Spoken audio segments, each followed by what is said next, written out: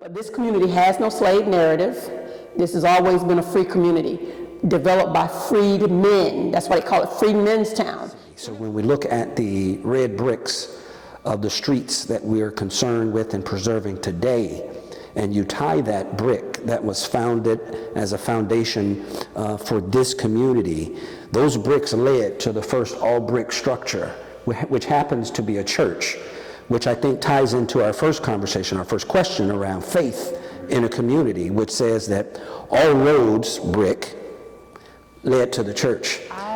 My family has been in Freedmen's Town maybe 6 generations. Yeah, I don't know what they do in 3rd Ward, I don't know what they do in 5th Ward, but I do know what I want to see here in 4th Ward, Freedmen's Town, and that is the community coming together with the powers that be and support us.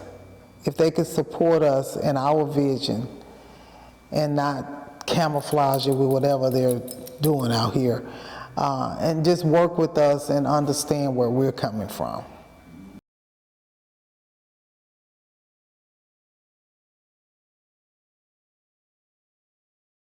Since 1984, we have had federal protections in this community.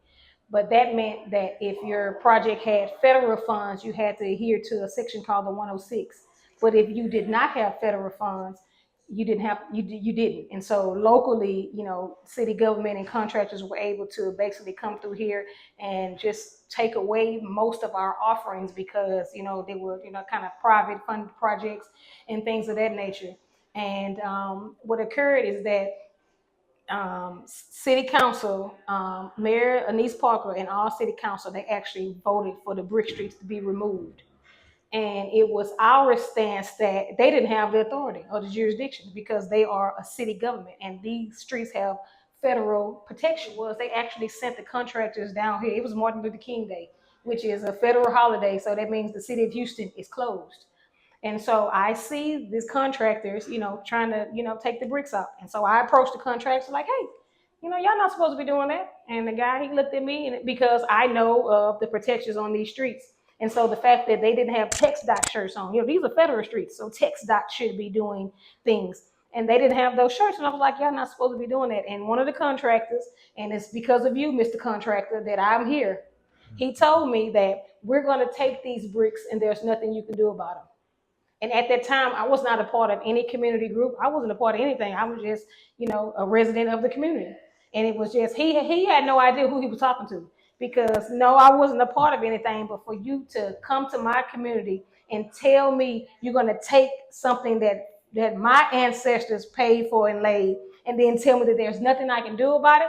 Okay. And so I left from that location and I went and got the community. And so I went to the local corner store and I went and got about 40 to 50 of my friends and we came back. And so when the contractors saw me with all my people coming back, they like dropped their tools, they locked themselves in the car, they called the cops like, hey, they're trying to do something to us about these bricks. So I'm going to lay down in it and see if that will stop them. And they kept digging and I didn't say a word. I just let them do their thing. And I decided that I was going to get in there. And I had to realize that the person whom I had spoken to about what my intent was may not be there with me, but I knew what I had to do. That was the voice that came to me. That was not that person's voice, and I did it, and it stopped it. And the gentleman who came to me while in the hole, he said, Doris, what is it going to take to get you up out of this hole? And I said, they're going to have to remove those tools, that equipment, and leave the bricks alone.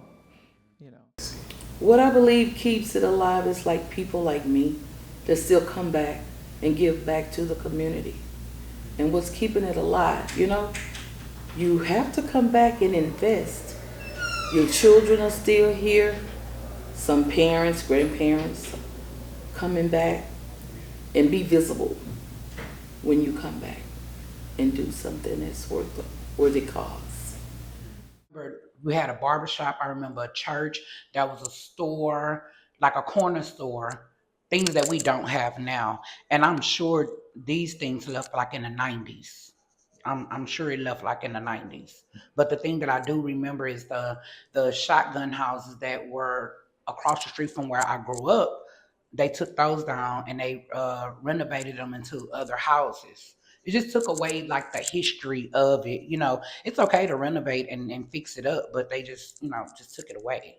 When the city knocked our church down, they had to hit it with those big round metal balls 4 times before a brick fell. We were standing out there in the middle of the street watching.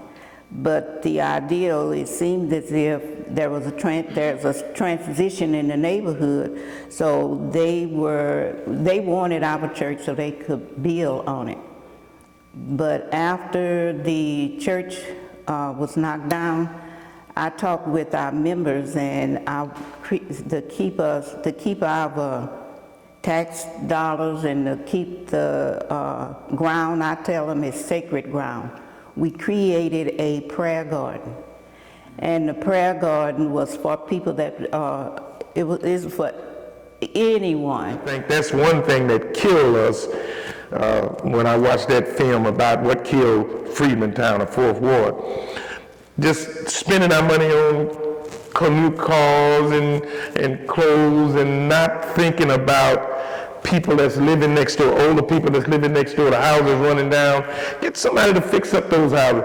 If they want to sell them, you buy it. Don't let the outside people come in and buy all the property up. We should invest in our own community.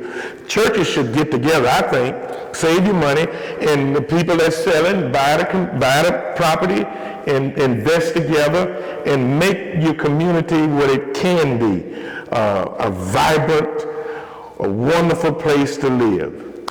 I want to work to try to get people to come back, bring their families, and just be a part to try to get, like Pastor Johnson said, some of the economic resources. There are no stores, they used to have little restaurants out here. There's nothing.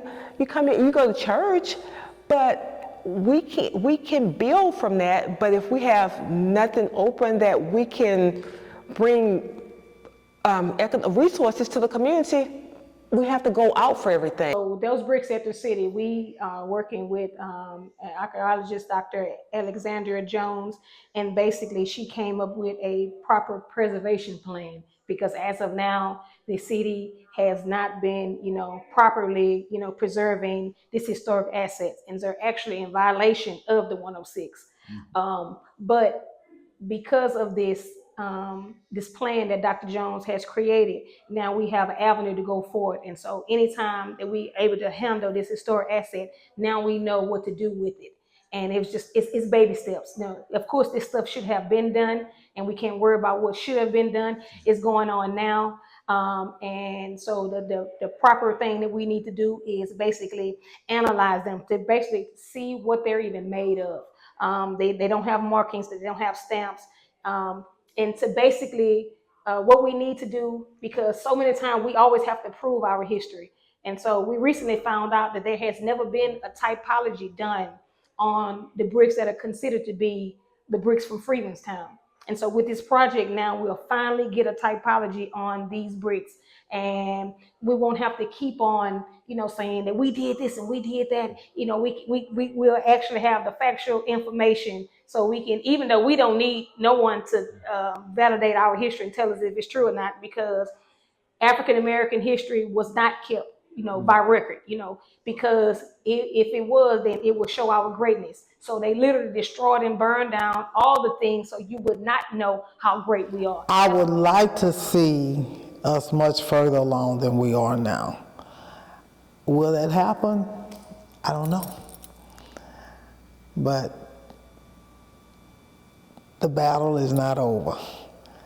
We're going to keep fighting.